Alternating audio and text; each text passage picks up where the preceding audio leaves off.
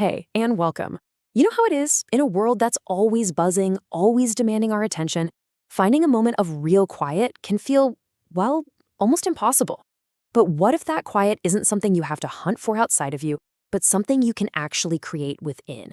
Today, we're going to dive into a really powerful lesson on how to do just that, how to find your own inner calm right in the middle of all the chaos. So, this one simple sentence is going to be our anchor for today. It comes from Lesson 291 of A Course in Miracles, and believe me, it's so much more than just a string of words. It's really an intention, it's a tool, and it's a promise we can make to ourselves. This single idea is what's going to guide us as we explore how to bring a little more tranquility into our daily lives. Okay, so let's get right into it. When we hear words like stillness and peace, what are we even talking about? I mean, is it just about making sure there's no noise around? Well, this lesson suggests it's actually something way, way deeper than that. And here's what's so interesting. The lesson makes this really important distinction. Peace isn't some passive thing where you're just, waiting for the world to finally shut up. Nope. It's framed as an active internal state. It's something you build, you practice, and you consciously choose no matter what's going on around you. This right here gets to the absolute core of it. We all have that chaos in the external world, the deadlines, the notifications, the endless noise. But we also have this inner world, a space that we can intentionally make still and quiet. The lesson really teaches us that we have the power to shift our focus from all that chaos outside to the calm we can create inside. So why does this all matter so much? I mean, this practice isn't just about feeling a little less stressed out. Cultivating that inner stillness, well, it has a much deeper purpose. Let's dig into what the real goal is here. And here it is. This is the crucial point. Stillness isn't really the end goal by itself. Think of it more like the environment, the fertile ground, where a much bigger transformation can happen. It's all about creating an inner space that's quiet enough to let your perception shift away from anxiety and fear and move toward a more centered state of love and understanding. You see, this inner peace becomes the bedrock for so much more. It's the foundation you can build on for your own personal and spiritual growth. It creates this kind of clear channel to connect with whatever you might consider divine or your higher self. And ultimately, it's a path toward a deeper, more real understanding of yourself and the world.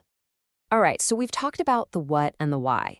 Now it's time for maybe the most important part, the how. How can we actually start bringing this idea of stillness from just a concept into a real, tangible part of our daily lives? The lesson gives us some really wonderful, totally accessible starting points. And look, these are not huge commitments.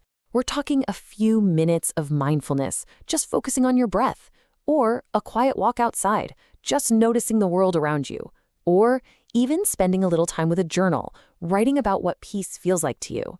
These are super simple ways to just dip your toes in. And for anyone who's ready to build a more consistent habit, the lesson offers this beautiful and simple little routine built on 3 core exercises. You can think of it as your daily workout for inner peace. Let's break them down. First up, the affirmation. But just repeating this phrase throughout your day, you're basically creating a mental anchor.